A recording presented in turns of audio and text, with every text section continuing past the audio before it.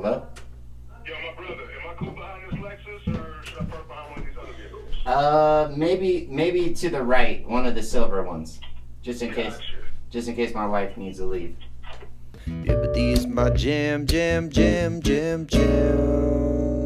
I'm Chad. And I'm Tiffany. And this is Empathy Jam. You just had a birthday. Yeah, man. Happy birthday, Thank man. you so much, bro. I saw a bunch of people Yeah. giving you love and It was everything. overwhelming. I was like, okay, Yeah. I just want to play video games, Right. like hang out. I'm like doing it backwards. You know, I'm 14, not 41. Right. They were posting a lot of video from from your release show Yeah. that I went to. So Yeah, that was crazy. The video you did, man, was excellent, man. Dude, I really admire Adam Ness. He saw it, and then my boy Colin Wolfe. I think he might have commented on it. Or Now, Colin Wolfe, he and I were in Jada Pinkett Smith's band together. Her first band, Wicked Wisdom. Yep. But Colin's like a big brother to me, man. And like Colin like produced like Demita Joe for like Janet Jackson. He's on like Madonna's stuff. Like Colin's a heavy hitter, man. Yeah. Yeah. So that was crazy. He was like, yeah, little bro, I see you. Yeah. Yeah. Yeah, I was like, that had to have been sold out. If it wasn't, I mean, they couldn't fit anybody else in there. Because Right. I know I came and luckily I got a little spot on the windowsill, but there was so many other people just stacked to the front. Yeah, it was crazy, man. And I was like, man, I want to like jump up there and get a little video, but I don't want to be all up in. But I just rolled in the back and just kind of zoomed in and got a couple things and those videos of yours. Like, man, I don't want to make it too long. I just want to snapshot what was cool, you know? Yeah, I appreciate it, man. It's good to have that stuff archived, man, because it's like, that's the last show I'll ever do like that ever again. So, What do you mean by that? like, just the whole jazz, that whole scene, that whole style, that was like once in a lifetime. Yeah. Literally, I just wanted to do it for my dad. Yeah, that's what I was going to say. For Yeah. your pops, it just, he was up front. I could tell who he was, Yeah, you yeah. know, so. Yeah, it's weird, like, seeing your old man. He's like, 76-year-old dude up here, like, well, put the phone down. This is not your culture. It's not where you come from. Enjoy the show. Oh, man. yeah, he did have his phone out. And, Yeah, heavy. Whoever the MC was that introduced you, what's her name? Oh, Paisha. Yeah, Paisha. Yeah. She gave the mic to him for a second. He sang Yeah. he sang a little thing off the top of his head. That Yeah, was man. cool, man. So you had a lot of love there. It was great. I felt, I mean, it's an understatement to just say like I felt a certain vibration. Like I already knew because I watch you and I got introduced to you from Nathan Parker. Yeah. Because me and him were buds and he came with me and we used to do some these church retreats for young people, and we had lots of long drives. So he'd be like, "Do you know DJ Washington?" I'm like, no, this is like years ago. I'm like, no. He's like he won't even say anything. He'll just be like, And that's how we all know each other, man, from shake his church. head. Yeah. Yeah. Like, all of us, man, because we're all like, preachers' kids, preachers' nephews, preachers' cousins, all of us, man. And where his people come from, they were at the church across the street from where our original church was. So it's like a lot of lineage there, man. Like that whole Parker family, man. It's crazy. Yeah. I used to have a crush on his sister. So Yeah. So you mentioned, I was wondering about this because I didn't want to like go into the Jada Pinkett Smith stuff for obvious reasons. Right. But I knew about that from Nate for one, and then I've been creeping on you on YouTube and looking at the one you're doing like a drum interview and you mentioned her. Oh, but like it was, innovative I think you were percussion. MDing for a different band. yeah, I was. That is probably with K9, I think, around that time. Okay. Yeah, that was. I think I'm still endorsed with Innovative Percussion. It's a drumstick company. A little background on them. They actually, Innovative Percussion and Vader have like an interchangeable relationship. So they're basically really one company. So Yeah. they make all the mallet stuff for Vader and all like the marching band stuff, but they're really known for their marching stuff. And then Vader basically makes their sticks. Yeah. So they branched off, I want to say like 2008, and they started like their stick company. Long story short, this dude, brilliant guy from South Carolina, created this like pedal. Yeah. It's this really awesome pedal that doesn't, bass drum pedal that has no spring. It's all magnet. Drumnetics. That's the name of the company. That's a cool name. Yeah, it's pretty sweet. And so it's all magnet to magnet. Yeah. So zero springs, makes zero noise in the studio. It's perfect. So I got like, I think prototype 3.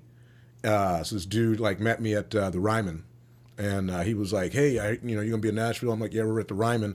We were opening up for Lenny Kravitz on tour. Yeah. And so like he shows up at sound check, bring me this pedal. I'm just like, oh my God. And he's like, hey, what sticks are you using? And I'm like, well, I haven't signed an endorsement yet. And he's like, well, why don't you play with these tonight and tell me what you think? And so he gave me the, I want to say the Ed Soph model. Ed teaches at North Texas. Okay. And so they're like basically like a hybrid, like right in between 7A and 5A. So it's like perfect. Yeah. And they lasted through like the whole like set. And so I hit him up and was like, yo, I'm feeling these sticks. And then like the very next day, like I flew to Boston. And this is still like late 2000s. So we're still using fax machines. Yeah. And so like literally like by the time I checked into the hotel, they're like, hey, we got a fax for you here. And it was like a contract. And I signed the contract and they've been giving me free sticks ever since. So that's sweet. Pretty cool. That's awesome. There was a part in that video,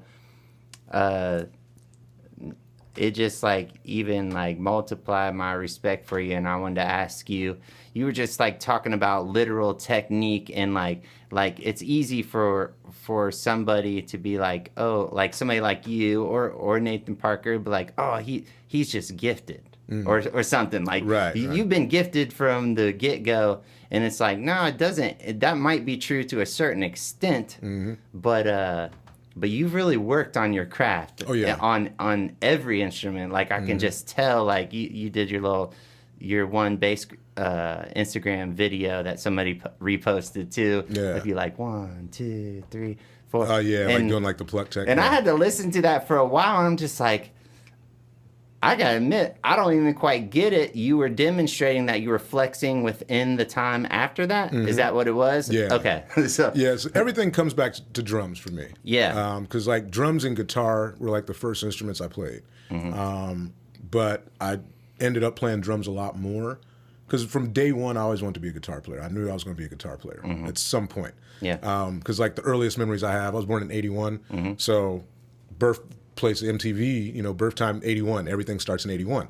So, well, for that, thing anyway. Yeah. So my earliest memories are like Steve Vai and Eddie Van Halen and, C.C. DeVille, guys like that, big hair, like pyrotechnics. Yeah. So that was my thing, but just drums came easy. So church culture is like basically if the pastor's got gifted kids, that's free labor. So see me, see Nate, all my boys, that's how we all ended up playing. Yeah. So they much rather have a drummer than a guitar player. You know? So the drum thing kind of happened, but I just always had this way of like hearing everything at the same time. But I spent so much time I'll put it like this. So because we had the lack of technology when I was growing up, you had to really rely on your memory a lot harder. So I grew up in the VCR days, and so I used to like record concerts. So like Michael Jackson, Bucharest, that's like 92, I think. I recorded that concert. So I was big into like Michael Jackson. I hate to say this, I was really big into New Kids on the Block. Yeah. New Kids was, their live stuff. Like I couldn't care less about the albums, but their live show, they had like David Dyson on bass and his brother Kevin was on keys. Like they had some killers in those bands. So I would like watch those videos, but my drums were in the basement. So I would literally like watch a 2-hour like Michael Jackson like live concert and just internalize it. And I'm like, 9, 10 years old. Yeah. And then I'd go down in the basement, I'd like tie up like a flashlight up to the ceiling, cut off the lights, and just put that flashlight on. Oh, get your vibe going. Yeah, right? you know what I'm saying? Pretending I was there. And then I'd play through the entire show. And so I didn't realize it then, I get it now, but like I had the whole show stored in my head. Yeah. So I knew every hit, but because I couldn't play along to the tape, I had to also have that other music locked into my head.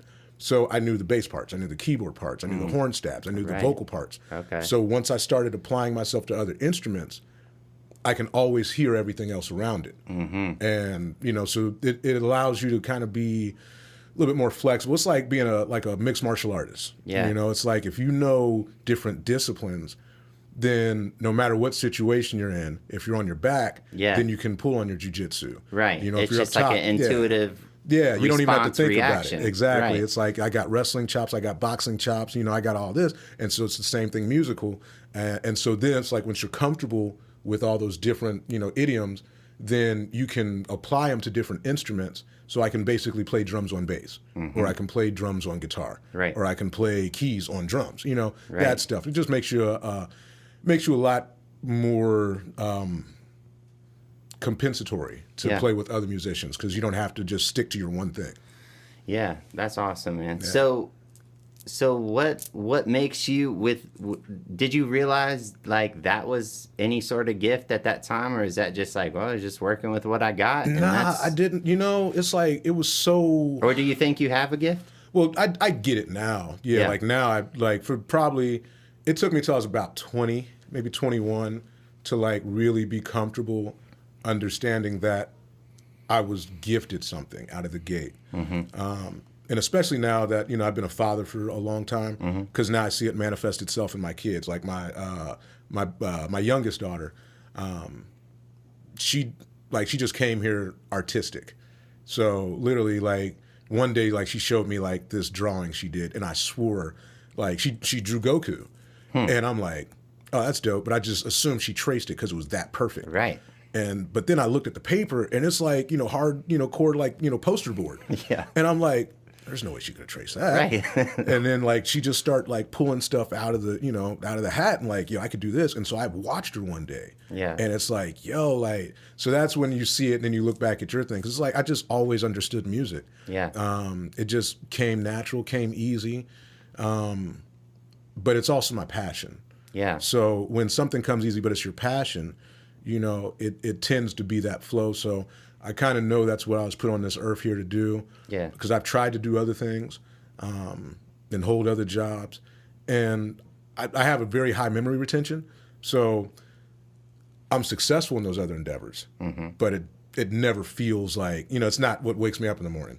But I'll literally pop out of bed at like 3 o'clock in the morning with a freaking melody I just dreamed. And then next thing you know, I'm up for the whole day. And then by the time I'm done with it, it's like a full album. So, you know, those are the things. So that's where I knew I was a little different. But when I was a kid, you know, it was kind of weird because, like, you know, kids that aren't used to somebody operating at that level, especially like in grade school, you know, kids would call me arrogant or show off or this and that.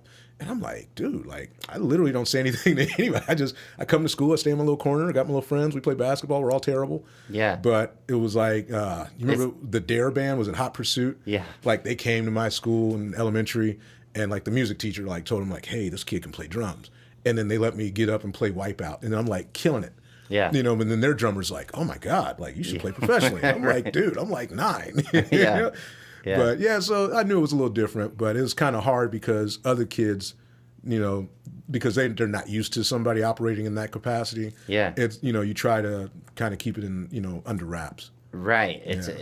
Do you ever find yourself like almost like dimming your light some? I did. Or are you like past that now? You're like, yo, I know that doesn't serve me Honestly, whatsoever. bro, like with the EP I just put out in that show. Yeah. And so like I'm just now 41. It took me till now, recently, to feel comfortable to just be myself. Yeah. I always tell a lot of musicians, you know, a lot of younger musicians, you know, they're like, because I did the LA thing, you know, they're always like, hey, bro, should I move to LA, whatever? And I always tell them, I'm like, I moved to LA to be Usher. I didn't move to LA to be Usher's drummer, you know? Right. But like once I got to LA, that's where the compromise started, because there were a million of me. Because I moved to LA, I'm 185 pounds, 28-inch waist, good looking, long hair, could dance my butt off, singing and playing all the instruments. And there just wasn't any space. And then the music industry was changing. Yeah. So literally it was like, okay, you're homeless and you're not going back home with your tail between your legs because you don't want anybody from Columbus to be like, I told you. Right. So man. I looked for work, and I just happened to wind up in this crib, and it was basically the Fishbone house. So like most of the original members of Fishbone were in that house. And I just happened to like roll upstairs where they had all the instruments, one day, and they're doing other stuff downstairs. So I'm just like in there, like just playing. Yeah. And my homeboy Brew just pops upstairs and he's like, "Oh, you play?" And I'm like, "Yeah." And then he's like, "What do you play?" And I'm like, "I play everything." And he's like, "Nah, for real, what do you play?" And I'm like, "Nah, I legit play everything, bro." And like I just kind of went instrument to instrument. And he's like, "Yo, you playing with us Sunday night?" And then everything else kind of took off from there. But I just never was able to get back to this is what I have to offer, because the work started coming in so much and I basically became a hired gun. And then you look back and it's like, damn, 20 years just happened like that. And it's like, I haven't put out anything. I've literally just been coming into scenario after scenario after scenario. And then I got married, had kids, all that stuff. So now it's like, okay, I have to take this tour because this is how I feed my family. And it's like, you know, I had like startups and things I wanted to put out there. I had a gospel record I did that got shelved because they thought it was too far out there. And then Ty Tribbett drops like the next year. And I'm looking at the label like, I told you so. Yeah. Like, and but by then, you guys out there, I know a little bit about. Yeah. Actually, Nate turned me on to him yeah, on it's those like long that drives. whole thing pops the very next year, and I look at the label, and I'm like, yo, I could have beat him to the punch. It's like I did a live recording. I had like a DJ, I had like BHB on stage. I had horns. I had dancers. Like I was way ahead of the grain and trying to push it in that gospel realm. And I got zero support. Columbus didn't support me. They couldn't see the vision. Our church seats like 2,500 people. I had like 200 people show up to the live recording. It was like a kick in the gut. It was like, man, I moved back from LA for this. Yeah. And then I was just, you know, kind of like, all right, cool. I'm a side man. And that was that. And you're like, okay, I'm gonna embrace that for now. So how do you move through? I mean, I could relate on many levels. Like, how do you move through those painful moments and reset yourself, knowing that you have the ability? Yeah, it's tough, man. Honestly, like I would have like a lot of false starts. You know, like I would have like lags, and you know, we're musicians, and we live in this climate. So for us, we definitely have winter break. So usually those winter breaks, you know, because there's no weddings happening in the winter, you know, there's no festivals, there's nothing. So if you're here, then probably from November to like the beginning of March, like you're sitting on your butt. And those are usually the times where I would try to create stuff. And I just, you know, I would meet different obstacles of like trying to figure out how to get my music out and then dealing with musical shifts. But I just, in those times, I wasn't true to myself. So the stuff I was doing, I wasn't thinking with the right mindset. I feel you. Yeah, I was always going like, you know, from the business aspect of it, because that's one thing LA does to you really quickly. It will put you in a position where you're thinking monetarily. Yeah. Because, you know, cost of living is so high, all those other things are so high. So you're just trying to stay afloat so you can stay out there. So I'm literally like thinking like a label, which is, you know, the artist number one. Never think like a label. Right. You know, because people... Because it sucks it right out of you. Yeah, like you'll never get your soul on the product. And so it took a while, but literally like the last 3 years, I really had like my rock bottom moment, like where I just completely lost everything. Like I lost, you know, my marriage. I had a plan post-marriage. That I was going to run off into the sunset with this girl. That didn't work out, and it really blew up in my face in the worst way. I mean, like some Jerry Springer type stuff, you know? And then I had to live it publicly, and then I got to see her out playing with my people and like singing. I'm just like, oh my God. And then the pandemic. Yeah. So it was like gut punch, throat punch, gut punch, nut punch. Yeah, you know? It's like, are you finished? It was basically like, I felt like, finish him. I'm like, okay, just take me. Right. Yeah, so I really had some dark moments. Yeah. But the pandemic ended up being the best thing for me because like I was stuck in isolation, and outside the times, you know, where I didn't have it, because I have my kids, you know, for half the week, which, you know, my ex is really great with that. Like, and we get along swimmingly, but those moments, those alone moments, I hadn't had alone moments probably since I was a teenager, because ever since I was probably 17, it's just been tour. Right. You know, and you've been busy one thing after another. Yeah. Even if it's not right in line with your passion or where you think you should be going, you've still been. Yeah. I mean, it seems like your brain has worked like that since you're talking about being in the basement. Yeah. Memorizing stuff. It's just like bam, bam, bam, bam, bam. It's not slow. Reflect. be by yourself. Yeah, you never had those moments, you know. Yeah. And then the free moments I did have, you know, I'm at that point, you know, especially in my 20s, I'm still rock star. So, you know, free day to me is like, hey, we're about to smoke and drink and play video games and do it again tomorrow. Yeah. So that's the thing. Hang out at the club all night. And, you know, as you get older, your body changes. And, you know, I used to be able to like take down like a whole bottle of tequila and, you know, drop like, you know, smoke 2 blunts and then go smoke yours. You know, like I was like the Snoop Dogg dude and like Half Baked, like just show up the scavenger smoker. And now I'm like all that stuff, you know, once I, you know, sobered up and cleaned all that out of my life, it was like, now you get the replay moments. And then that, you know, anxiety, sleepless nights, all that kind of stuff. And you get those hard moments. But, you know, my dad, he's like, you know, preachers are great at analogies. And he always used to say, you have to face it to fix it.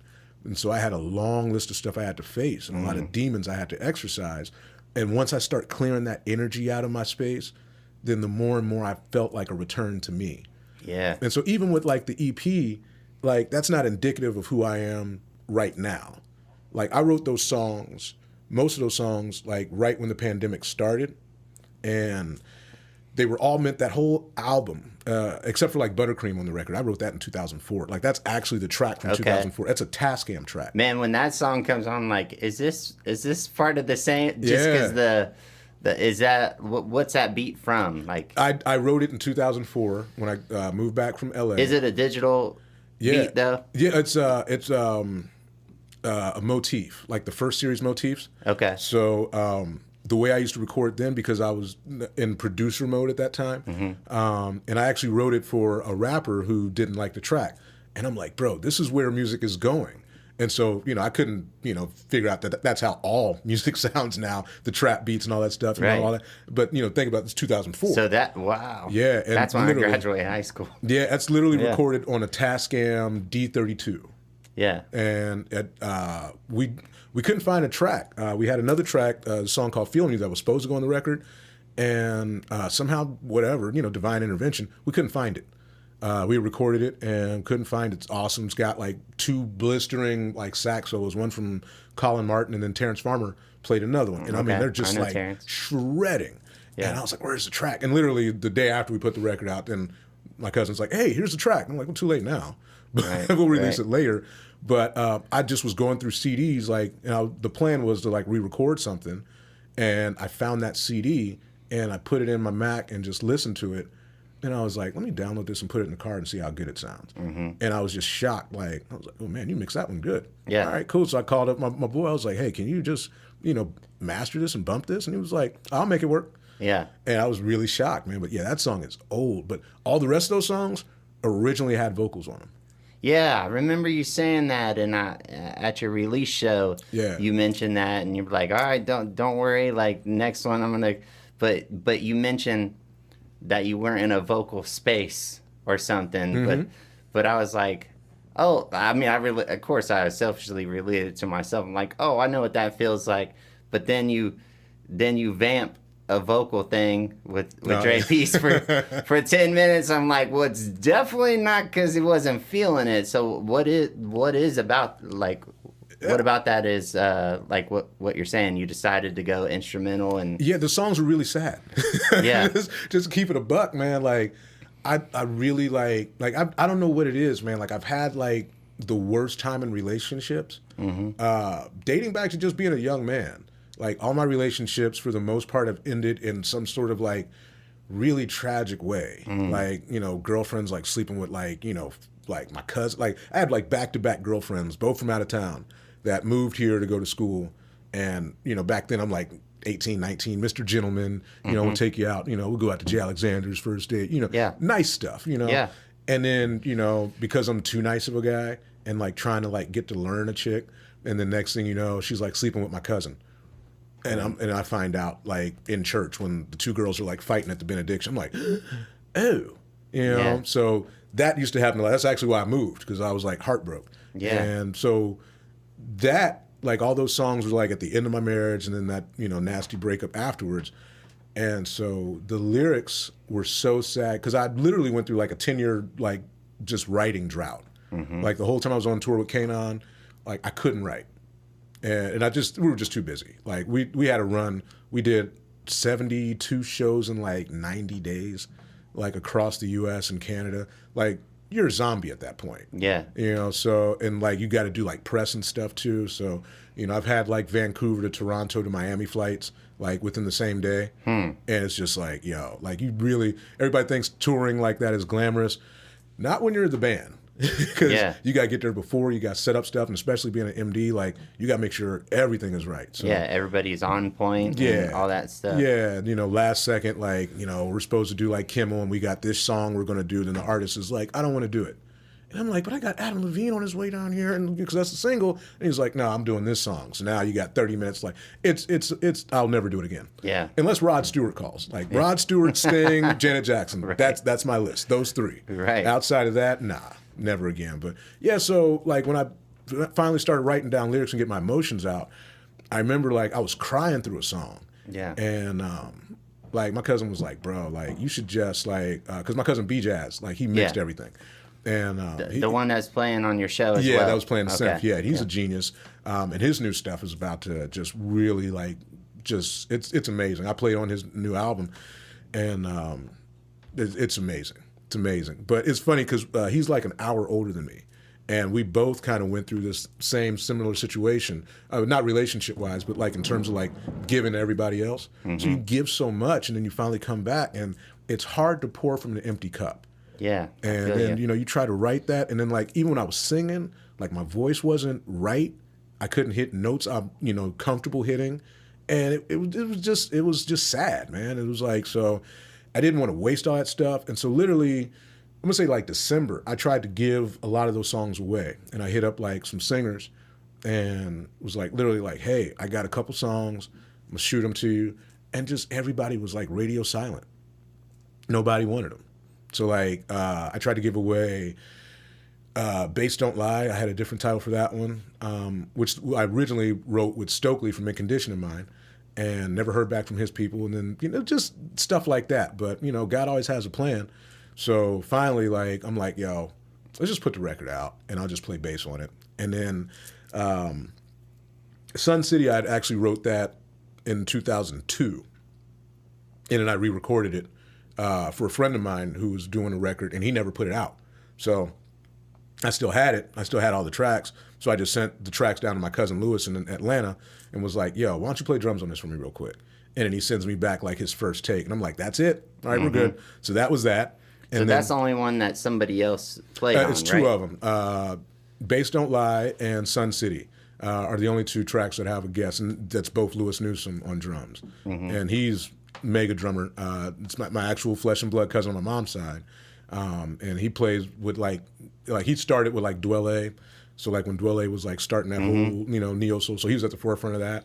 But he's in Atlanta now, so he plays with like everybody, Nelson Rangel, Marion Meadows, like all the smooth jazz cats. But they don't play like with Bobby Valentino and like Jagged Edge and all those guys too. So he's extraordinarily versatile cat, man. Yeah. Yeah, and then I played on his record too. So yeah. So you don't think possibly that those perceived no's about that vocal is just because you need to do it?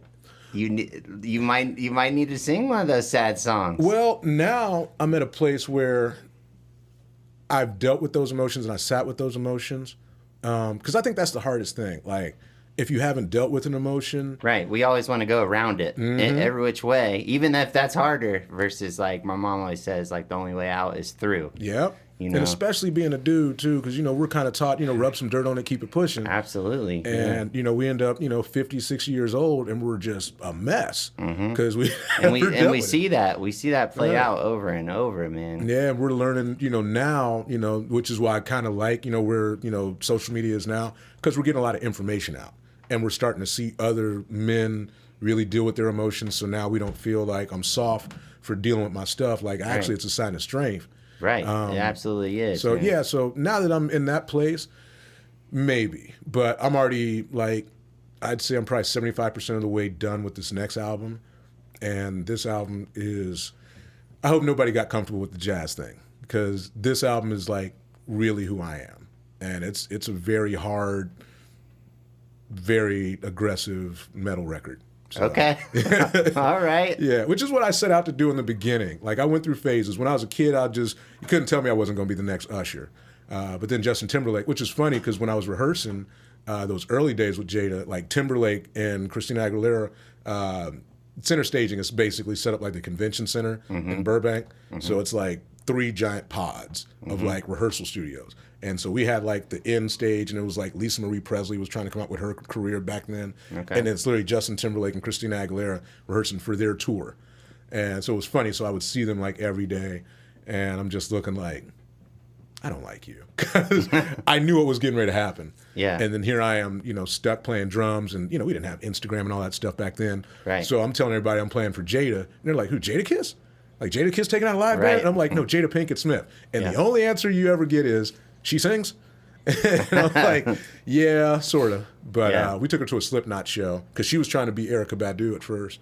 And she saw Slipknot, and OTEP was opening for Slipknot, and she was like, oh, I want to do that. And then everything changed to metal right after that, so thank God. So did you have a good time in that band? No.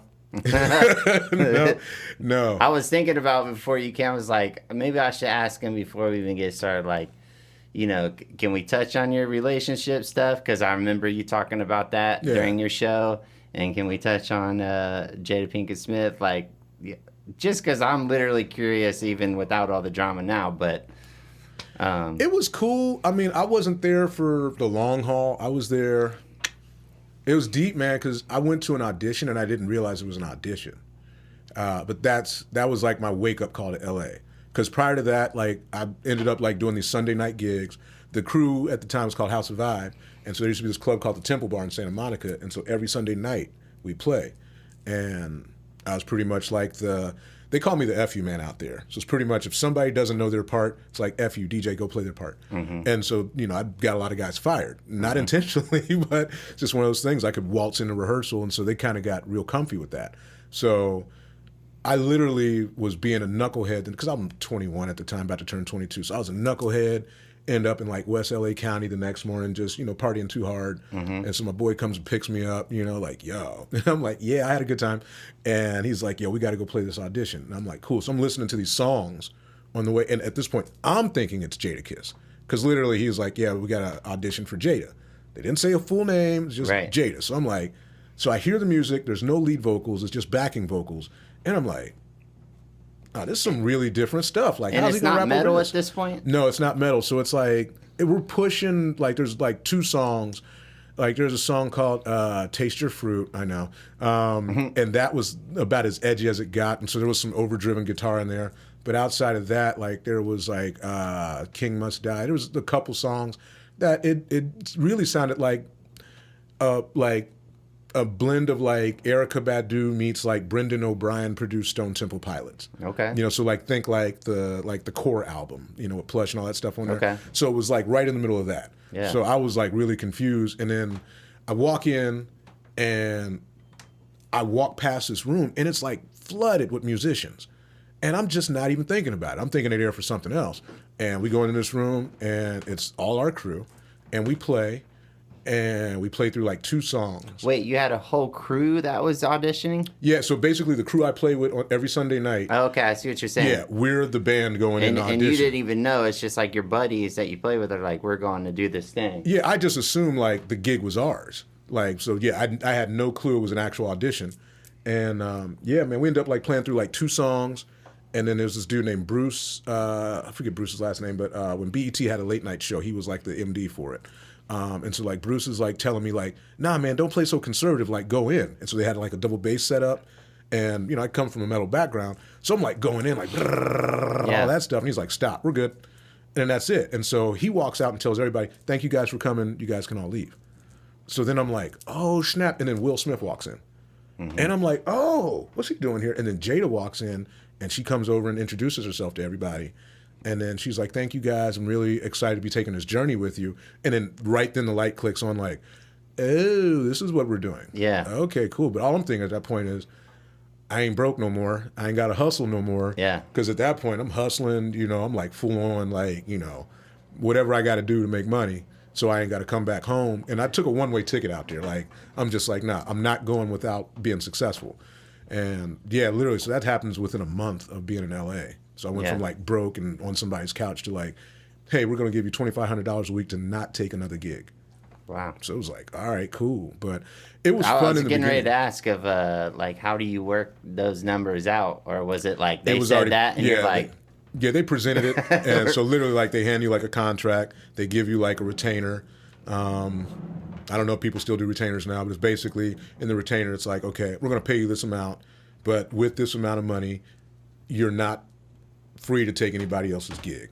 So if another gig popped up, I don't care how great it would have been, I was contractually obligated to be there. And it was fun for like the first week or two. But then it was like coming into the whole thing of she's not an artist. And this is like right around the time like The Matrix 2 and 3 are coming out. And I think Will was doing iRobot at the time. So we would have points where she'd be gone for filming and it'd be just the band for a week. But you're rehearsing the same 8 songs, 9 songs, just trying to build a set. And it just was very unnatural for me because she's got like a vocal coach and stuff there, like teaching her as we go because she doesn't come from that world. right. And it got to a point where it starts getting monotonous, and then the weed's not getting you through the day, and the Red Bull's not getting you through the day. Yeah.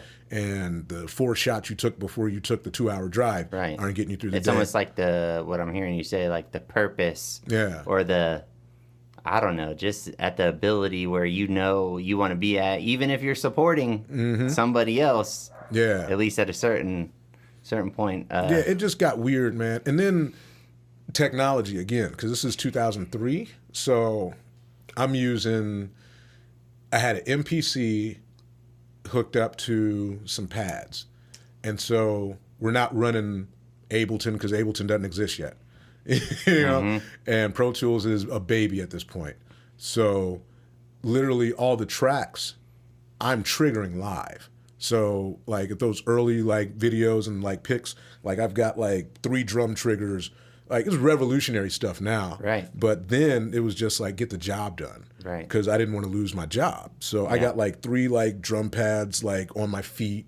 Then I got like 5 like triggers that trigger different stuff and like trying to like switch the MPC to the like it was stuff, man. Then if you're playing with other guys that don't necessarily have that strong a timing, it's weird. And at that time, you know, because the internet was still new, West Coast guys still sound like West Coast guys. You know, like people who sounded where they come from. And so I had really just kind of got out of like Foley's like boot camp of hell for like learning how to play to time, to tracks, to changing time, all that stuff. Because I grew up playing fusion and gospel and metal. And so when I linked with Foley, that was like a baptism into like hip hop, old school Motown, all that stuff. And then I ended up on drums with him, which prepared me. But then my timing was so solid, and now I'm in a position where I'm playing with guys that kind of got suspect timing. So then I'm like trying to establish the rhythm, and the bass player might be lagging. Right. So you're fighting. Yeah. And then I'm like, okay, so I'm trying, because I'm the youngest guy there, I'm just a baby. You know, Right. I can just now legally drink. Yeah. And I'm like trying not to be that guy. Yeah. And, you know, because there's a definite MD in the band. But that was like the first time where I realized, like, okay, you're operating at a different level than everybody else, but I can't say anything about it because I don't want to offend these guys because they just took me in. And it started going downhill from there. And Yeah. by the time we got to like, That's a tough place because it's Yeah. like something's basically bothering you, then you have to kind of, well, back to the being a man thing in a Yeah. way of like, you got to like, oh, I'll just put that to the side, and it's almost like another variable that you're calibrating and working with the whole time. yeah, and then, you know, growing up in the church, you know, you got that humble factor, you know, always stay humble, always stay humble, always stay humble. But it's like now, you know, 20 years later, I can objectively look back like, dang, I was like the best dude in that band, and I couldn't. And so for the most of my career, I've probably been like the most talented person on stage, but because of my position, I've had to bottle it up. And, you know, I always take everything back to sports. So it's like playing with like a LeBron or a Jordan or somebody like that. It's like you can't have 2 alpha dogs. You know, somebody's got to be the point guard and just pass the ball. So I've basically like had to like morph into like my Jason Kidd role. Yeah. It's like, yeah, I could drop 20, 10, and 10 on you right now, but I got to get Dirk the ball. You know? Yeah. And, you know, sometimes it works, sometimes it doesn't. And that ended up being like my career for like the next 15 years of like, yeah, like you could probably do everything on stage that they're doing plus, but you're getting paid for this role, so just stay in your role. And that slowly puts out your fire. I hear you, man. Yeah, there's not enough tequila in the world to get you through that, bro. Like, you just like, oh, okay, I'm here. And if the checks are cool, it's cool. But, once the checks get funky, then it's like, all right, I'm out. Yeah. Yeah.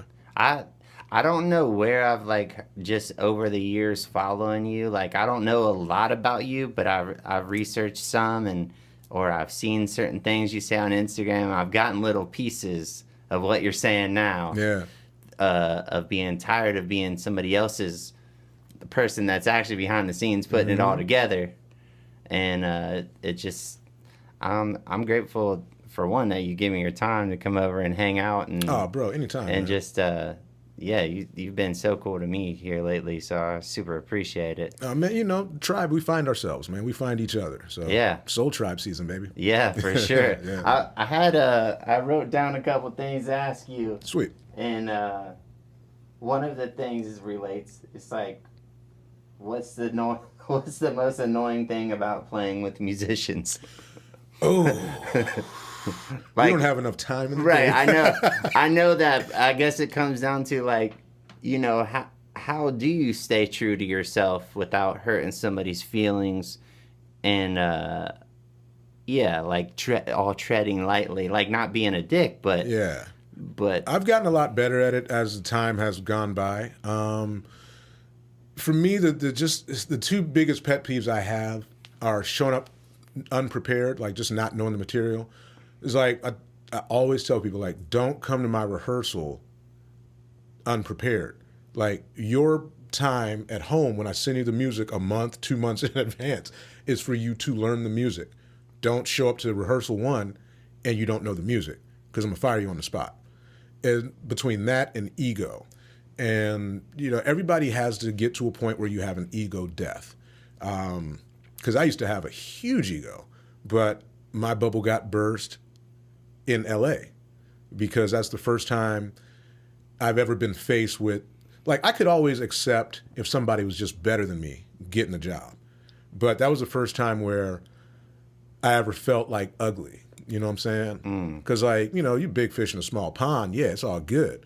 But when I went out there, like, I remember going, there's a spot in LA called Shakey's Pizza, which is amazingly greasy pizza and chicken, but it's some banging chicken, especially after you just smoked and you're like, yeah, I want this fried chicken right now.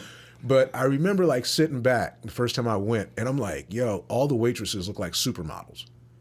And then that's like when reality hits, like, there's a million people out here with the same dream you have, just maybe in a different form, maybe acting, modeling, whatever. But then that's where you realize, okay, I'm not the pretty guy anymore.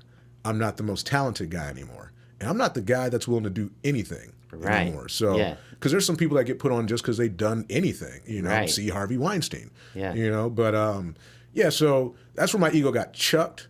But literally, like, I learned, once I started learning how to prepare for shows, I just assumed everybody would do it when they grew up. So when I came home and I wanted to start, like, playing shows, I would call on certain musicians that I knew, and then they'd show up unprepared, or they'd, want to just kind of BS their way through the gigs. But then they were also the same musicians asking me to put them on. And I'm like, well, nah, man, what you do at home is going to be magnified when you leave. And so, going back to the gifted thing, right? So I look at Tracy McGrady and Kobe Bryant. Okay. There was a time when Tracy McGrady and Kobe Bryant was like a real debate of who's better. Like, Tracy's dropping like 33 a night. And then a year later, like when he goes to Houston, his back gets jacked up.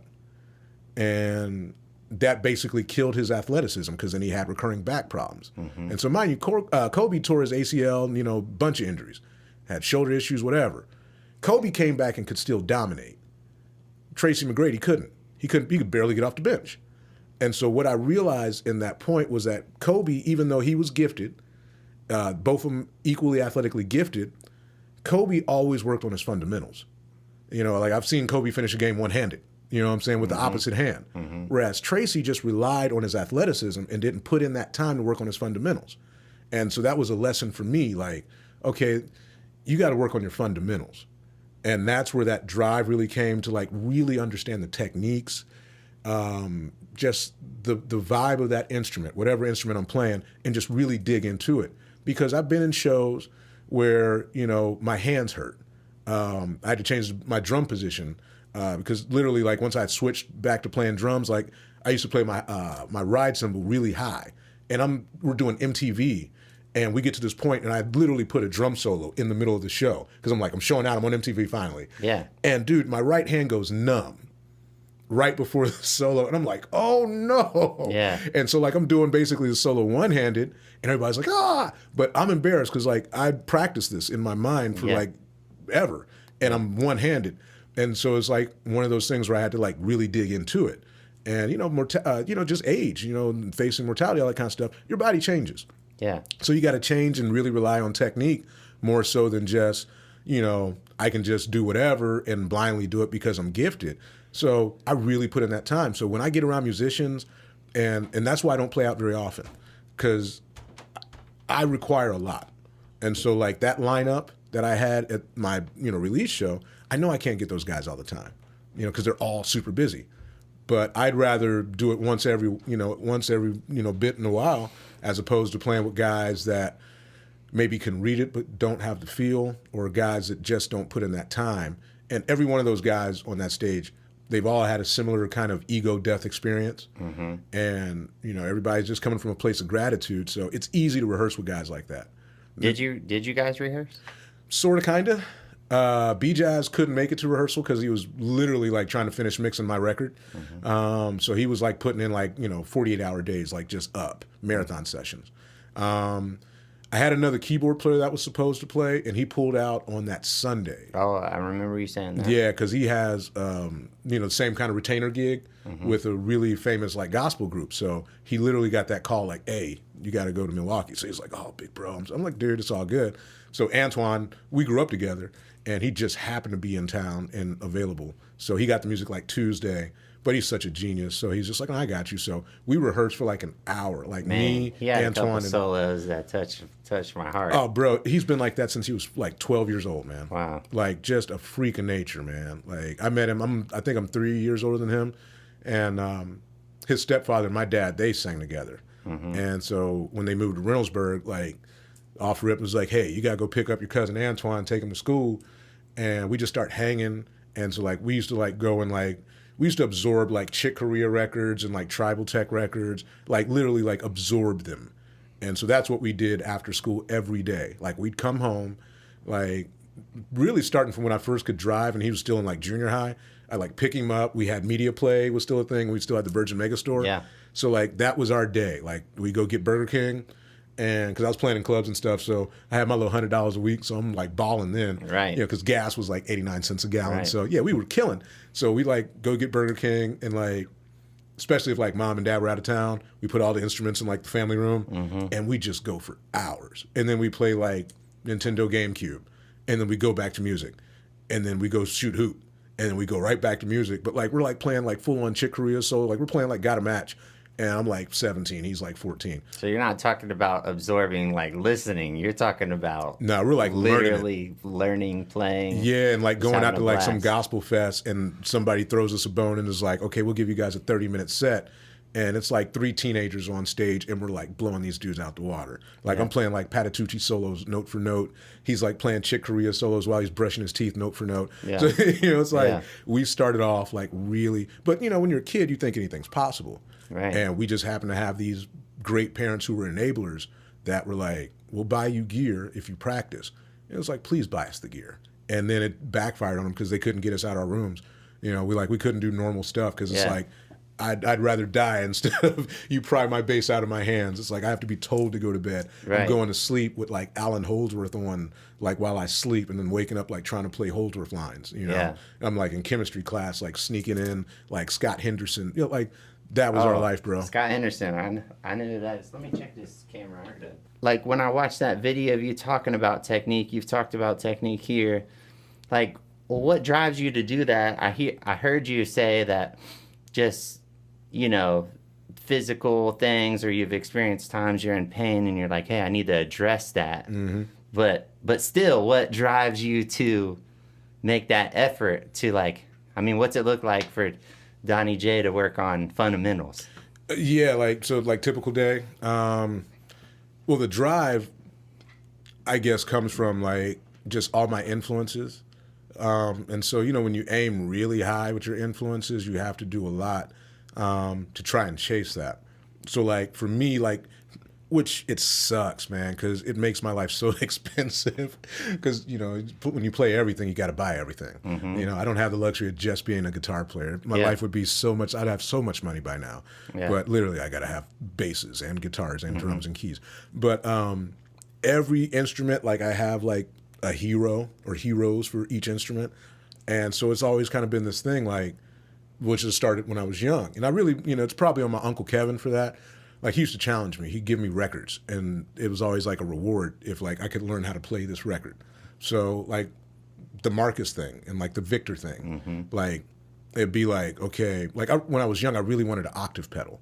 Like that was like the holy grail to me because I only had a 4-string bass starting out, so I couldn't get those low notes. So I'm like, I need an octave pedal. So he had it, and he was like, okay, well, if you learn how to play Vix 9, which is like the first song on Bela Fleck and the Flecktones, like Three Flew Over the Cuckoo's Nest. Like, he's like, if you learn that song, if you learn all of Victor's parts, and you can play it without messing up all the way through the record, I'll give you this beautiful 1984 Boss OC1. So I'm like, okay, cool. Yeah.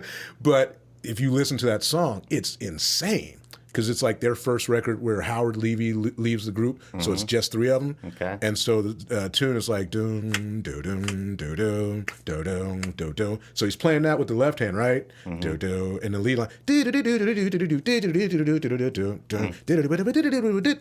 So he's tapping that while he's playing the bass part. And so here's 11-year-old me, like, all right, I'm game, let's go. Right, so, you want that octave pedal. Yeah, and so like a month later, I'm like, hey, Uncle Kevin, check this out. And I'm like playing, and he's like, and his jaw just drops. So like, huh? But, that's what it was. So that set the precedent for me. So now it's like anything that I'm inspired by, I believe I can play it.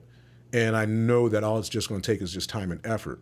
But sometimes it requires new techniques to play things because the way I'd approach like learning a Richie Kotzen line is diametrically different than how I play Alan Holdsworth. Okay. So you have to dig into the technique, but I'm still old school, so I would rather do it by ear as opposed to just like pulling up a YouTube clip and looking at their fingers. Because like Marcus Miller, for instance, I got a chance to play with Marcus when I first moved to LA. We did a jam session, and he showed up. And I was on drums, and like Marcus was like right in front of me, so I could really see his hands. So the way Marcus does like this open hammer pluck thing, it's like this like open string, and it's like a hammer, and then it's another hammer, and it's kind of like a pluck. And like the way I did it is basically like how most guitar players do it, with the fingertips, the fatty part of the finger, got the thumb like hammered down to the fretboard. And then I see him do it, and I'm like, no, you're doing that wrong. And I'm like, wait a minute, this is his techniques. But he's like using his thumb, and it looks weird and all that stuff. But I'm like, cool, I came up with my own technique that works for me. And I was never like even once like, did I want to do it like him? But I like learning that way because sometimes it forces new technique out of you. Yeah. And so literally like I'll listen. So like and then at the end of the day, I want to play what I hear. Right. And so if I ever get to a point where I'm hearing something and I can't play it, then that means, okay, I have to sit down and figure out how to get it out of my head and onto my hands. No different than a painter. You have a vision and you start painting it. Sometimes you have to use a different brush because there's some things that require a large brush and a larger stroke. Some things require a lighter touch, a delicate touch. And so like even with this record, like to prepare for it, the new one that I'm working on now, I had to really sit back down and rethink solos, rethink tone, rethink timing. So I had to dig back into like my Meshuggah bag that I haven't really dug into for a long time. I had to, kind of check out all my favorite metal, cats, all my favorite rock guitar players, all my favorite soloists. So, I was like in the Doug Aldrich, Richie Kotzen, Steve Morris, all those guys. And so I had to like revisit sweep picking, which I hadn't done in years. And then I was like, okay, well, how can we do it more efficient and better? And how can I get maybe 6 notes? Because I want to leave something that nobody's ever heard. So that's what wakes me up in the morning, man. It's like literally I'll spend hours like just thinking, okay, if Richie can sweep 3 notes. I can do 5. Mm-hmm. And then I won't leave the house until I get it. It's just that internal challenge that you have to push yourself. And what can you, because I can relate in ways, maybe a different level for sure, but of like, if I'm soloing or something, I don't know, I can't really figure out if it's the ego or what it is to want to push yourself. You want to kind of be on your personal edge. Mm-hmm. Nobody's ever going to know whether you're on your edge or not, until you mess up, basically. Right. But like, what is, like, that's what I'm hearing you say of like, you don't really care what other people might think of what you're playing or not. It's like there's a part of you that wants to chase this edge and push it just a little further. Like, oh yeah, it's like, totally, and obviously you're doing that with your fitness too. Like, oh yeah. Like, so what is, like, what pleasure do you find in that? Like, what drives you to do that? They're kind of all one and the same. It's just that personal challenge of saying, there's no better payoff than, you know, saying something that was impossible a week ago is now not only possible, but I can see it. And so like when I first went back to the gym, it was like, man, I had to go because my blood pressure was high and I was like dealing with stuff. And I'm like, okay, you know how to fix this. You need to change how you eat and you need to start working out. Mm-hmm. But then it went from like, I'm working out to save my life and, you know, make sure I don't have high blood pressure and don't end up, you know, diabetic and all these other issues, to then it's like you see those muscles pop up. Mm-hmm. And then you notice like I'm stepping out and now people are looking at me. Mm-hmm. And then for me more so now, it's because, you know, my hair is, you know, starting to fade away. So I'm going bald. So it's like, all right, well, you can't be the skinny rock star guy with the long hair anymore. So, you know, I grew up in the 80s. So Danzig. That's the first place I think. I'm thinking of like Glenn Danzig. I'm thinking of like Henry Rollins. You know, thinking of like Zach Wilde. I'm like, those are some big dudes, you know. Okay, you can be like a blend of that since you don't have any hair. But then Maynard doesn't have any hair. So let's just combine like Zach Wilde with Maynard, but just a big black guy, you know, and then you're that guy. So it's like you got things to shoot for. And, you know, it's like it's a thing. Like in the gym today, man, like I had numbers in my mind that I knew I wanted to hit.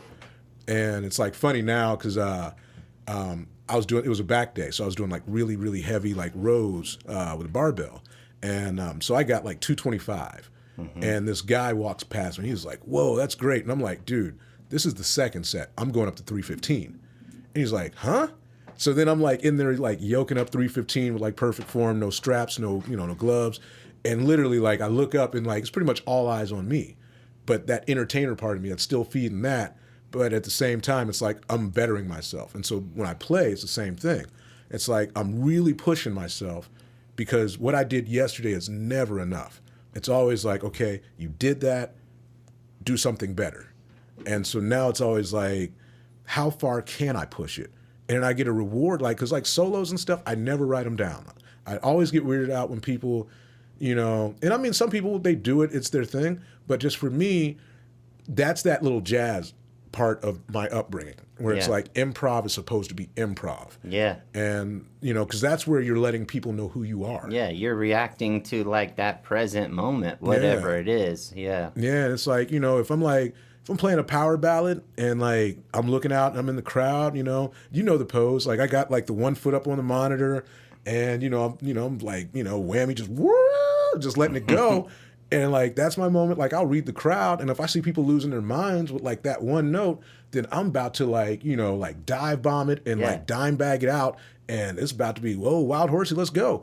But if I see I'm in a room and it's like a bunch of like, like techie dudes, heady dudes, they're like looking for it, then it's like, okay, I'm gonna give you that. Because at the end of the day, I never want people to leave unsatisfied, but I want it to be a mutual spiritual experience where I'm gonna give you me, but I'm gonna give you what you're looking for, but I'm also gonna do it so that I feel good too.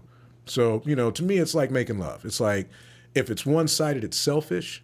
Like you both have to be invested in it, but you have to be prepared for that moment. You can't just rush in, and just, okay, sorry. Right. You can't serve something that you don't have. Exactly. Yeah. Exactly. I hear you, man. I've done that. I've definitely played over my head. Yeah. And what you're talking about when that moment happens, like, like I did not have to stretch it there because I don't have the ability to do it. Yeah. That's that corporate gig discipline though too, man. I thank God for those. I hate them, but I still take them because I have a mortgage.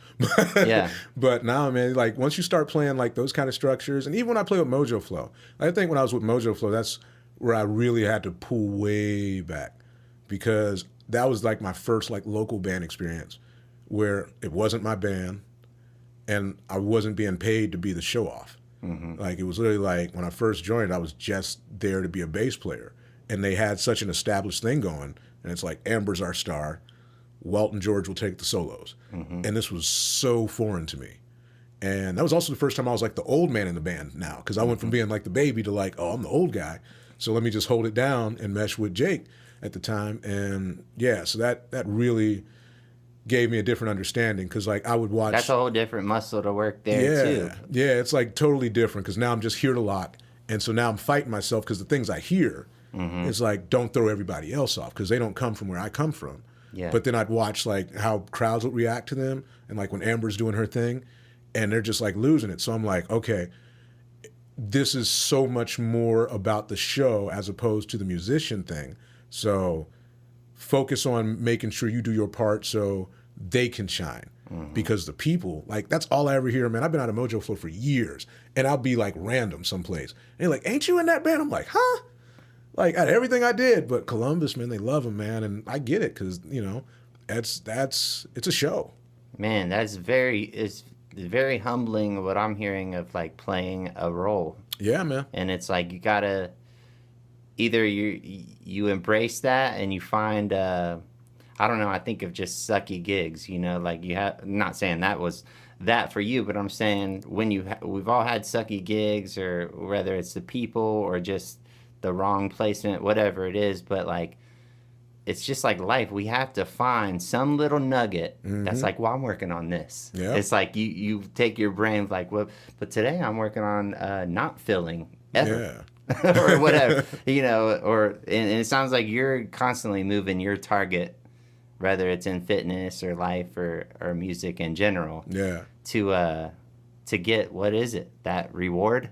Yeah. From yourself, just to know, like what you said earlier, like know something impossible is now possible. Always trying to prove that with enough time and effort, and emphasis on effort, and sincere effort, that nothing is out of my reach. And that it's such a big payoff in everything else you go to do. So like with some of my business ventures now, because I've been successful in different aspects of music, like it comes around. So like I got a couple pots, on the fire right now. And so one venture, I had to partner up with this guy, and I'm an Aries, so I'm used to like, I'll do everything myself, Yeah. But I had to really partner up with this guy and trust him. But if I hadn't have been in some of those band type situations of having to trust other people, then that'd be hard for me. So, I'm really thankful for like every different situation, even like the early gigs of like playing some of these like ratty clubs, making $25 a night, like back in the day, man, like there were some spots, man. There was, like the hood spots, which all of them are closed now, but like the Marquee, the CNS, which we used to call the Cut and Stab. They had some banging fried fish though. But like those gigs were hard. But like those gigs, like those are the ones that really, they teach you how to be a pro. They teach you how to blend, but they also give you that drive. Like, I don't want to do this in 10 years, So if you come out of those gigs, if you like it, cool, stay there. But those are the ones where I'm like, I'm too good for this, Yeah. And so you have to humble yourself in different situations if you want to get ahead, man. But I made a promise to myself. I said, when I turn 40, I'm not playing for anybody else, except for the 3 I named earlier. Yeah. Because those are my bucket list gigs, man. I've pretty much been able to touch most of what I wanted to do in my career from that aspect of the musical director / hired gun thing. I mean, when I was with K9, I did 97 countries. So it's cool. Like, so you've done it. Yeah. 2 passports worth of travels, and I literally the highest of highs and the lowest of lows. But, and made decent money, bought 2 houses off of that money. So it was cool, but it's like now it's out the way. So it's like now I'm just focused on what's my legacy, because I know we don't live forever. So I figure 40, well now 41 is a good place to like really let people know who you are. But I had to go through that breakdown to figure out who I was again. Man, isn't that something that Yeah. seems like the typical cliche, like the most painful moments, like is like, why is that so? It's Yeah. the motivation. It's like the Yeah. only motivation that really takes you to the next level, man. Hitting that dark spot. Dude, I'm into like everything. So like I do a lot of like tarot and like, numerology, all that kind of Okay. stuff, really heavy in astrology. And I had like one of my very first like numerology readings. And this dude, like, he sends me his email and he's like, hey, what's your favorite movie of all time? And I'm like, Purple Rain, no second thoughts given. Right. Like that's my movie. And he's like, go back and rewatch it and then apply that to your life. And I'm pretty sure that's your life. And I was like, huh, no way. And then I watched it and I'm like, there's a lot of parts of this movie that really mirror what I've had to go through. Like the relationship issues, having your ex show up to a show. I just haven't had the opportunity to sing Darling Nikki yet when she walks in, but it was really crazy, man. So how art imitates life. And it's like, yeah, and like the premise, like, Prince's character, the kid, literally goes through this tremendous like breakdown and his ego gets killed. He doesn't want to hear anything Wendy and Lisa got to give. But then he finally, like, as he's at his like low moment, he's lost everything. He drops his ego, figures out Wendy and Lisa wrote this amazing tune in the movie anyway. And then he plays Purple Rain and now he's on top. And then he finds himself and then, it ends with Baby, I'm a Star. His girl comes back. Everybody's happy, happy, joy, joy. And I'm like, yeah, like I literally had like a moment where my ego was just so massive about everything. I had the girls, I'm making all this money, I'm on TV, I'm like living my dream. And then it's like somebody just grabbed the rug right underneath me and was like, boom, boom, boom. And then some karma stuff happens and then I'm alone. And now it's like, okay, once I got over that, I can hear people's input. I'm such a better listener now. And it's really paid dividends across the board. It's made me into a much better father. So I got like 2 girls and a boy, but my 2 girls are older. And like all the things that I wished I had got as a kid, like I can provide that for them. But I pride myself on being able to hear them and listen and not wait to respond, but like literally just hear my kids. Right. And let them like, get it out, whatever it is they need to talk to me about. And I can feel it, It's like my youngest girl, like she's not Miss Touchy-Feely, but dude, like the way she just hugs up on me random now, I'm like, yeah, man, because I broke down my ego. It's like perfect timing because she's like 14 now. So this is the time she needs, daddy to listen. Yeah. And it's worked out so good across the board. And I just feel lighter for it. Yeah, too, you man. can feel a deeper connection. It's like what I'm getting from that is like I constantly work myself on this of just like getting out of the way. Yeah, man. Getting out of your own way or giving up to a higher power, God, whatever people think is bigger than them. Yeah. It's such a humbling thing. It's not like you could just do it once. It's like you do it once, you get all the reward, and you start to feel, at least for me, you feel this divine flow, like, oh man, like things are situating themselves way better than I could have ever strategically done it. But then before you know it, it creeps up. Yeah. And you don't know that whatever you're calling it, the ego, your ego creeps in all camouflage. Or I've shared some stuff about addiction and my own self of like some of those old nuances. It comes in real creepy, you know, like you don't notice it, and it's like this repetition of giving it away. I just experienced that with somebody that I know. Kind of a mentor to me. She does this like healing body work, and we met through music. She hit me up years ago to help her write a song, but then now we've kind of created this relationship, and I go see her, and she said something about this book called The Course in Miracles. I don't know if you ever heard of that. Nah, I haven't peeped it. But she was basically just saying that of like, man, we got to have those moments like, okay, I'm open, God or universe or whatever people look at as there something bigger than them. Like, I'm open, like, tell me what to do, because I'm over here trying to make it work.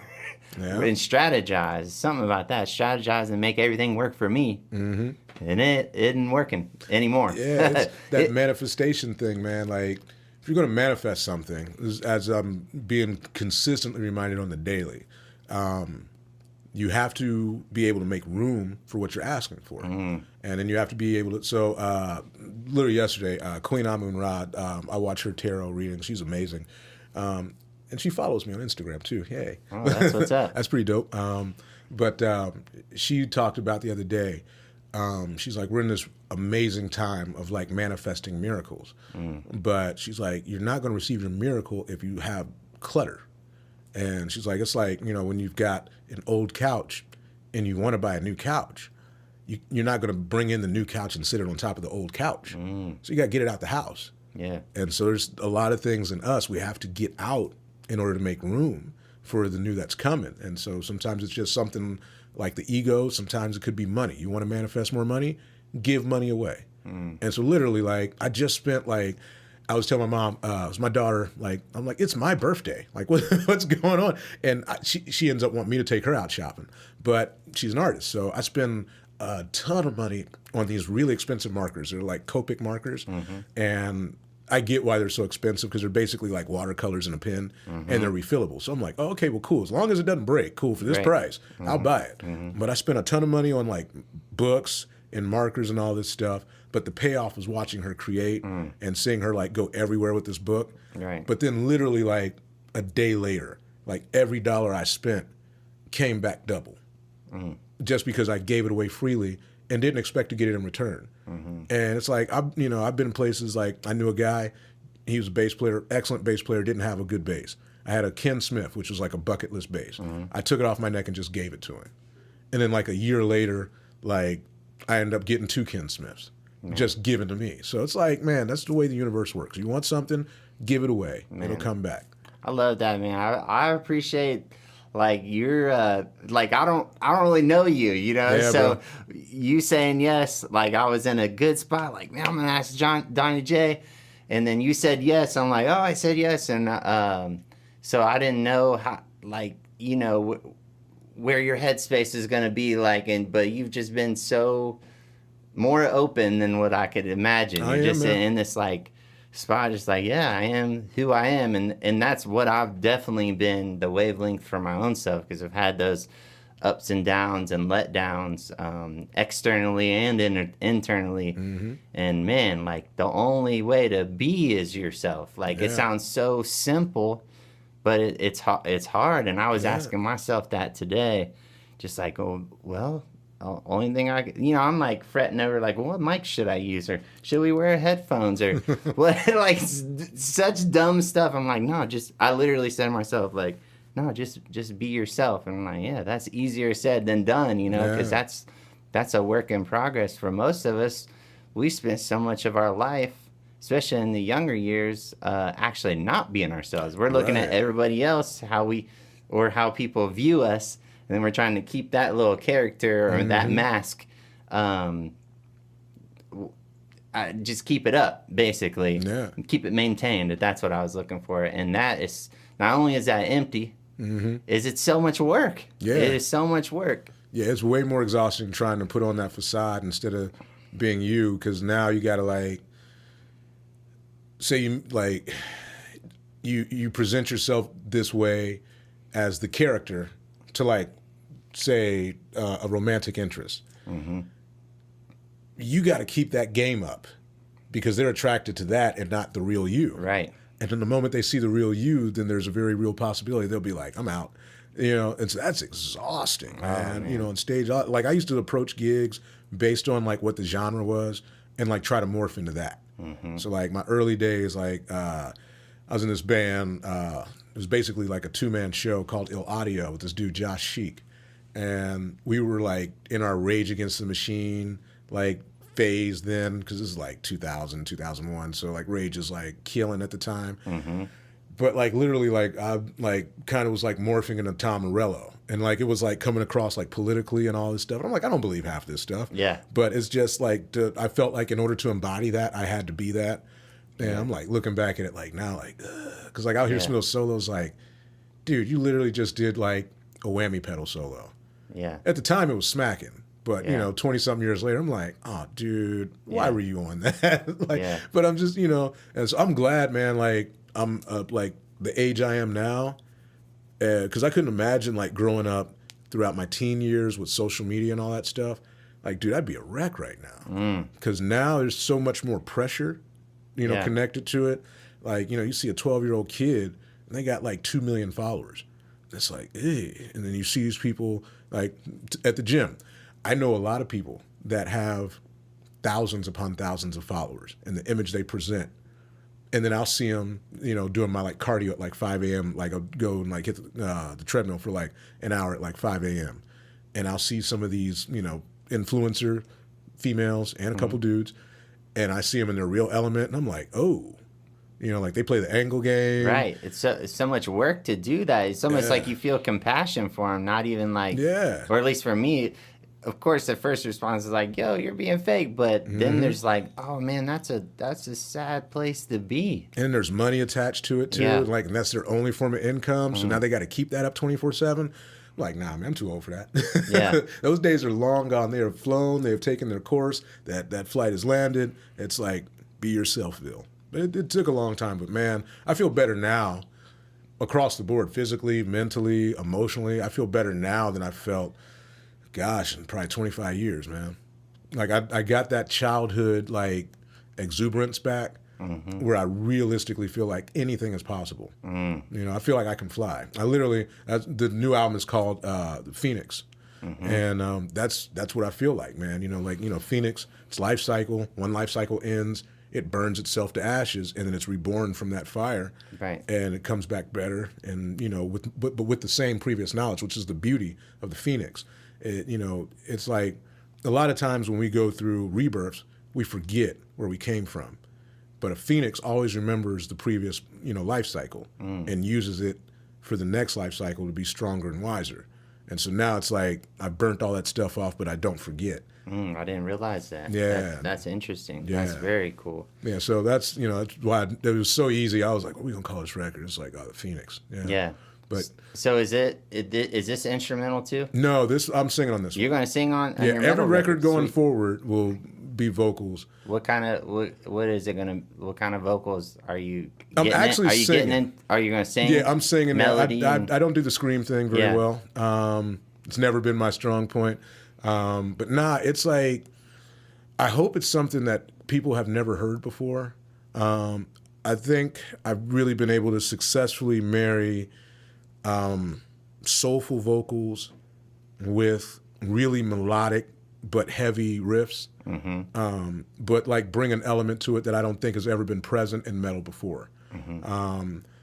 There's some bands that are kind of getting there now, like Polyphia. They're kind of marrying like the trap thing with metal. Tim Henson, he's a freak of nature. And there's bands like Chan and those guys. They're doing it, but it's on an instrumental level. I tried to get back to the roots of what I really love about metal. So, heavy riffage, but it's like different components to it. Because like I was a really big fan of Chris Cornell, God rest his soul. Yeah. So like Soundgarden was like one of my favorite bands of all time. Yeah. But it was like I always wish they would have been just a little bit heavier. Because I would have loved to hear like Chris Cornell's voice over, say, like Meshuggah's like Catch 33 album.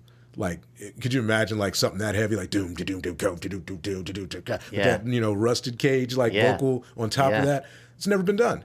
Yeah. So I wanted to try and do that the best way I could, but then I snuck some chords in there too. So it's like some little complex complexities. Yeah, put a little church in there too. How do you? I was thinking about even with your Levitation record, even though or EP, this is what you're calling completely different, but it's still you. yeah, for sure. And so how do you? So you're gonna be putting the vocals in, and how do you balance of how complex versus melodic? Now I don't even think about it. Do you follow just the intuition of like? Yeah, now it's literally like I'm at a place where when I create, I just create, and it's fun again that way. Because the biggest thing I think that kept me from putting out a lot of material was I overthunk it. There's a new word, thunk. But I just really, I would be in my head too much. We should name this episode that. Sweet. Don't overthunk it. I literally, man, it's just like one of those things like, because there's the composer side of me, and then there's the guy that actually cares what people think about the record part of me. And once again, like I was talking about earlier, where, you know, mentally you go into like record label mode. So I was worried about numbers. But now I'm just like, I don't have to worry about numbers because I've, you know, put enough music out there. I've got enough royalties, you know, where I'm like, I'm fine if this doesn't sell anything. But I'm just so focused on it sounding like me and just whatever's in my heart getting out there. So I literally, like, I don't have any of those hangups of thinking like, maybe this is too much, this isn't enough. It's just literally like whatever's on my heart, I go down there and I work it out. And then if it feels right, then I'll write lyrics to it and go. But this is different. This process it's the most like, that feels like high school to me. Like high school, the constriction of time forces you to write different when you're in school or you have a job because you don't get to write the music down per se so much. And I've never really liked writing down like actual music because I always felt like if I have to write it down, like write down chord structures, notes. I mean, now if I hear a riff, I'll probably write it down if I can't record it, just so I don't lose it. But in terms of like the actual song, it'll morph in my head at least 50 times, so I don't want to be stuck to what's on the page. Right. But like lyrically, that's always kind of been a thing, and I could always hear the song in my head and then just write the lyrics down. So this is the first time probably since the 90s where I actually went back to like writing out lyrics first because lyrics have been hitting me. And like I literally like be driving, you know, to go get gas. And like the song called Burn It Down just popped in my head so quick. And I had the hook immediately. And I was just like, you know, it's just one of those things where I'm just looking up like, thanks, God. You know, 'cause, you know, that wasn't happening for a long time. But like now it's like, you know, I'm getting like this universal you're connection. creating that space you're talking about. Like, you know, got all that stuff out, you know, stopped dealing with a lot of people. You know, my circle is really basically a line now. You know, it's like 4 dudes. But I don't have all that excess noise. And it's like the tunes are just pouring into me. But like literally, like I wrote that hook so quick. And when I got back home, I grabbed my guitar, and it was like so fresh. I just grabbed my phone, like I didn't even like go to record. Right. I just grabbed my phone, and was like, just get it. And so I just start playing the riff, and I'm like singing it, and it's like that's the song. And then like the verse came, and then the chorus came, and the bridge came, and then it was like stuck. And then I'm like, all right, let's go record it. And then literally like I went downstairs and like just got everything done except for the drums. Yeah. And it was just like perfect. And I let like a couple people hear it, and they're like, who is that? I'm like, that's me. And they're like, everything? I'm like, yeah, everything. Vocals there too? Yeah. So what are you doing about the drums? Do you not do those at home? Nah. Yeah. I live on a golf course, and they don't like that kind of noise. Yeah. So, especially that. You're not chilling. yeah. Especially, it's like usually when I write, it's usually like around 1, 2 o'clock in the morning. And, you know, even though I'm by myself, you know, the neighbors will be like, hey, bro, shh. So I'm like, I'm sorry. But no, I like to record drums at another location anyway. So I think this one, I'll probably end up having Joe Veers record my drums. He's recorded my drums in the past with like Mojo Flow stuff. And he has a very keen ear for rock and metal. Yeah. I mean, he's the man, period. But he'll hear stuff I wouldn't think of. And then be like, hey, let's, you know, like he'll pull something out of the hat. Like, hey, I got a 24-inch, you know, kick back here. Why don't you use this? Man. And then he'll like gate it and make it sound amazing. But that's why he's, you know, Joe Veers. So so I'll probably have him like, you know, we'll do all the drums in like one day over there. Yeah. Joe's a very, very good dude. Like I hit him up long journey for my own self just shortly. I'll just say like I ended up being like, man, I just want to be able to mix my own album. Like I'm going to do it myself. But then at the end, I hit him up and I said, hey, because I didn't know, you know, if you're stepping on people's toes trying to, or whatever. I was just like, hey, can you give me some feedback on this one mix? And then I got him on the phone. I was like, I don't know if you're into this, but could I mix my own album? And when I think it's done, you sit through it with me. And he said, I've never done it like that, but I will. And he ran this old MacBook actually through his system. So whenever I was like, so he sat through the whole thing with me. I sold a guitar to pay him to, and it was cool, man. It was beautiful. He did some of that stuff you're talking about, like, oh, let's throw this old Ludwig on the kick or whatever for this one song. And he would just help me with, you know, fresh ears, just like tiny things. And there was a couple big problems he did help me figure out. There was things I'm like, I don't know, but it was it was a beautiful experience with him. Then he ended up mastering it, but he used his real SSL compressor. So he would take my settings, put it on his, we turn mine off, and then run it through there. Yeah. So, and I don't know if I could hear a difference, but it's definitely cool. You know what I mean? Right. To use the real thing. I don't know how much that thing is, but he said it's like the 4th one made or something crazy. So He's got some gadgets, man, but he knows, like, we got such a treasure trove of like great engineers, great musicians just hidden here that nobody knows. Everybody thinks it's Cowtown, but like we got like him, we got my man John Fennell. Like there's some killers here that are like golden ears. That's what I'm like, dude, listen, I can make the music, I could mix it, but I'd rather have somebody that I trust give me like some honest feedback, right, and point me in the right direction. Plus, sometimes like when you get like that feedback or they hear something different and then it comes back to you different, it unlocks something different out of the song. And then you're like, hang on, let me go put this part on it and let me, add this to it. It's like a little hidden side mission in a video game. Yeah. And then next thing you know, you got like 20 extra points, of like boost in your player. And it's like, oh, okay, well now I can jump over this building and then I can get extra stuff. It's like sometimes you got to take that side mission. So, having great engineers, just good ears and honest ears, because I think the worst thing that can ever happen is like if you get a circle of yes men, because you're never going to go any further than where you are. Right. I'm thankful. My family's been brutally honest. Like I said, Foley was kind of like the first guy to really take me under his wing. He was extremely honest, like busted my ego from day one. You're like, yo, that's a little too much now. Yeah, like literally, I'd leave out of there with my feelings hurt sometimes. But because he brought me in to play keys, and I wasn't a strong keyboard player yet. But I had him cased out all wrong. I thought he was still doing like the lead bass thing he did with Miles and all that. Like I hadn't heard his record. I didn't know he lived here. We lived like 5 minutes apart. It was crazy. And he just happened to hear me like noodling around on keys for like maybe 20 minutes. And then he gives me like this list of like 200 songs. And it's like a Wednesday. And I'm in high school. And he's like, hey, need you at Ruby Tuesdays. Ruby's on 19th and Summit. And he's like, learn these. I'll see you Friday, 7 o'clock. I'm like, huh? I didn't even have a keyboard. Like my mom had to go like buy me a keyboard so I could play the gig. And then I walk in, it's like Jim Maneri's there. And like Maneri sees me coming with my keyboard. He's like, oh, great. You got another keyboard player? Packs up his stuff and takes off. So now I'm like, oh, so it's just me? I'm like terrified, man. But I got through it, man. I'm 17 at the time, dude, and got through it. And then like the next week, like we were playing Mood Swings by Mike Stern, and like Jocko was on bass on that, and the drummer was missing this part, and naive 17-year-old, so like I'm telling the drummer what the part is, and they all start laughing at me, and I remember he's like, oh, this guy, like he knows this part. And then the drummer couldn't get it, so I'm like, yo, can I see your sticks? I'll show you. And I showed him, and then everybody shut up. And then that's when they were like, oh, what else do you play? I'm like, I play everything, quiet. So then it got to a point where like within a month, it went from like this little snotty nose 17-year-old to like, hey man, play my bass. Let me know how my bass sounds. I'm gonna go out and listen.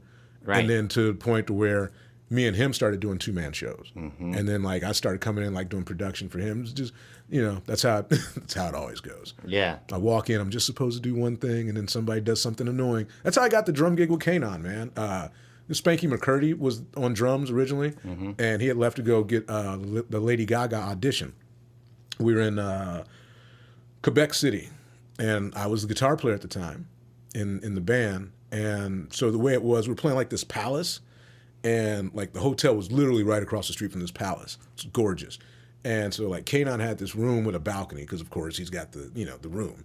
So Spanky like calls. He's like, hey bro, I missed the train, so I'm gonna catch the next one. I'll be there in time for the show. Can you set up my drums? So I'm like, yeah, I got you. So I set up his drums for him. So I'm basically now guitar player / drum tech. And so Omar Edwards at the time was the musical director. And Omar Edwards is like Adam Blackstone's right-hand man. Okay. So like if you've ever seen those Nationwide on your side, like the Jill Scott commercials, the bald guy with the beard on the keys, that's Omar Edwards. So, and at that time he was like bouncing like Kanon, and he's like doing Jay-Z's gig and Mary J. Blige at the same time. So he's busy man. But amazing dude. He like, I love him because he like gave me like some life keys of like how to play anything. So I set up the drums, and I've been on tour with this guy, I think now 3 months, and dude doesn't show up for sound check. So I'm like, oh God. So everybody's like, all right, yo. So Omar's like, I'll test his drums, and I'm like, oh, I'll play through. So because there's like a couple songs where you really don't have guitar on this stuff. So there's one song called ABCs, which was his single. That's his first single. I think it was on like maybe like a Madden game or like something like that. But it was a big hit. So there's really no guitar on the meat of that song. Mm-hmm. So I'm like, dude, let me check the drums. And he was like, you got it? And I'm like, yeah, I got it. So first time ever hearing the click track, because I've never played with the in-ears and the click and all that stuff. All I have previous is just me in the monitor. Right. You know, because I'm like, I can hear everybody else, but I just need to hear me. You know, it's guitar player ego stuff. Right. So I literally, for the first time, getting everything Spanky's getting. And I played through the song. And so literally, like, everybody's jaws are, like, hitting the ground because I'm playing all of Spanky's licks note for note. But I'm like, I hadn't heard him every night for the last 3 months, so I know exactly what he's playing. And so literally everybody's like, huh, okay. So we get back to the hotel, and Kay's in the lobby, and he's like, Spanky made it back? And O's just grinning. He's like, nah, that was your boy on drums, man. And he's like, I'm like, yeah. So like 2 weeks later, we're in Kansas City, and whole band's on the tour bus, and he like calls me to like the back of the tour bus, and he's like, hey, I'm firing everybody tomorrow except you. I need you to put together a new band, and we're going to Africa in a week. And I'm like, oh, bruh. Mm-hmm. And I couldn't, like, I begged. Do you know Carlos Fisher? Mm-mm. There's a drummer, he's from here originally. He lives in L.A., Don Carlos Fisher, Ill Atmospherics. Brilliant drummer and programmer. And so I begged Carlos, like, I'm like, Los, please. But he had just started, like, grad school. He's going back for, like, his doctorate. Mm-hmm. And I'm like, dude, I need you. Because he's, like, the only guy I knew from here that could really play with a click. So I called him, and I called my cousin who ended up playing on my record, Lewis. But he's, like, dead in the middle of a tour with Dwelle. Mm-hmm. And so I'm like, okay, I can't get him off tour. So Los was the only guy I trusted to play with a click track. And I knew he knew Ableton like the back of his hand. Mm-hmm. So I'm like, please. And he's like, I literally, like, just paid yesterday. He's like, I can't get my money back. So I'm like, oh, God. So I gave up, and I'm like, screw it, I'll play drums.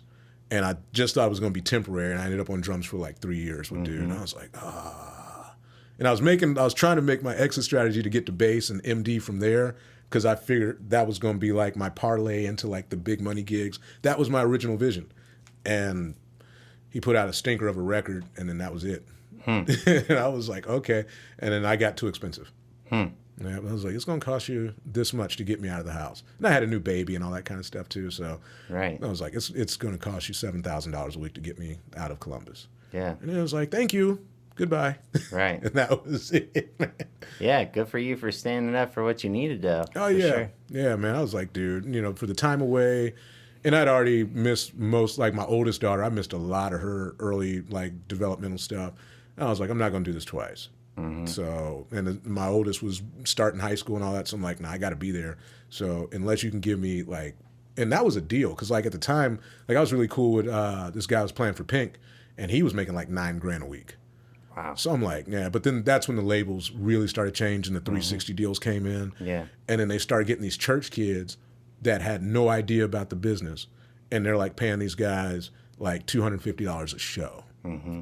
And it sounds good at first, until you get to like that lag where the artist is just doing like press and you guys are out for like a week, but you can't go home because you guys got a big tour the next week.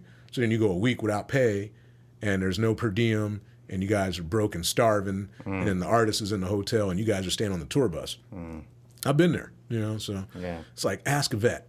Wow. You know, it's like you going to war, ask a veteran what war is, you know what I'm saying? Yeah. Same deal, man. You going on tour, ask a vet. Yeah. That way it will tell you how much you should be asking for, what you should have, conditions, et cetera, et cetera. But nowadays, man, it's so jacked up, dude. Like, never. I'll, like, once again, stick to those three names. Rod Stewart calls me tomorrow, I'm gone. Yeah. And I'm like, some guys have all the luck. Like, I'm gone, bro. Yeah. I'm gone, man. Yeah. Yeah. That's cool, man. Well, I appreciate you spending the time with me for sure. Man, I appreciate you asking, like, man. Yeah, for real. sure. Like, because I'm just like, I was thinking, like, you know, who can I learn from? Who can I connect with? And I've already learned so much today. I hope you I hope you're down to hang out and do it again. Or Bro, anytime, man. You got a good vibe, man. You got a good heart, good soul. So let's say, man, we're in a really awesome place, like where the leeches have finally like kind of showed and exposed themselves. Mm-hmm. And so we went through the isolatory period, and now it's just soul tribes coming together. So now I have a really good judge of character and people's intent. And you just came through with nothing but love, man. So, bro, we homies. Yeah, bro. Well, I appreciate it. I mean, it definitely met my goal for today. I was just like, man, I just want to get to know him some, spend some time. Like, it's like tenfold. I was trying to get you to check out this bass. Oh, yeah, I'll check it out, man, for sure. And so when you're about to do some vocal stuff, do you warm up? Oh, yeah. Like, did you warm up big time that day? Oh, yeah. Before your show? No, that's didn't that time. Nah, and I really didn't have what I usually would have. I hadn't anticipated singing that. Like that was like a last second audible. There was one song we were supposed to do that we really didn't rehearse as much as I wanted to, and literally like Anton was like, "Hey, I'm gonna just tell you off rip, I'm not strong on that song," and I was like, "Okay, cool, we'll replace it." And so I'm just thinking, I knew my sister was coming. So I was like, okay, well, she knows Cherish Today, so I was going to call her up to sing it. But as I kind of got halfway there, I was like, I think I'm good vocally. Mm-hmm. But like normally, nah, man, because I was in choir in high school. So no, the same stuff I was doing in like 98, like the yawn inside, he ho, hey, ho, all that stuff. Mm-hmm. You got to make sure that's on point, Yeah. But nah, man, I did not. So as I sang and I got towards the end of it, that's where it started coming out, and then I had my range again. Yeah. But now when I started, I was like, Your resonance was on point, man. I appreciate that. Was God in the room, bro. Yeah. So this is a 69. Ooh. I just want to have you check that out. Oh, yes, buddy. Let me see, I had something plugged in. Oh, see, these are the ones that did it for me, man. Because it's like, I remember seeing like Noel Redding with like this bass with the rosewood and the blocks. And yeah, Against man. the rules. Oh my gosh. Oh man. Wow. Is this all original? It's refinished. Got it.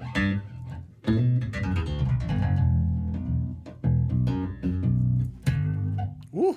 That's amazing. Oh, it's The tone doesn't work really good.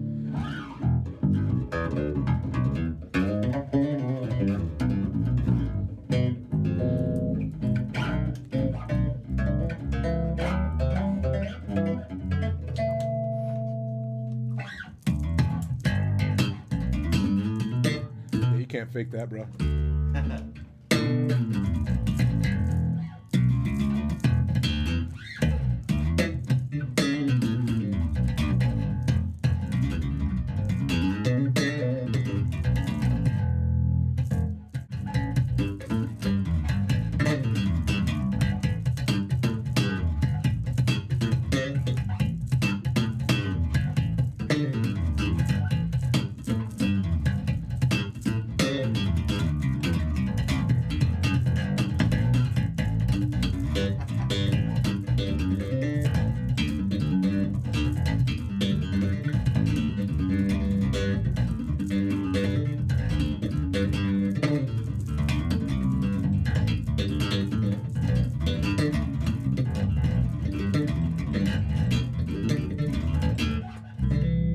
Can't believe this quality, man. Like these pickups, dude, it's a different bag, man.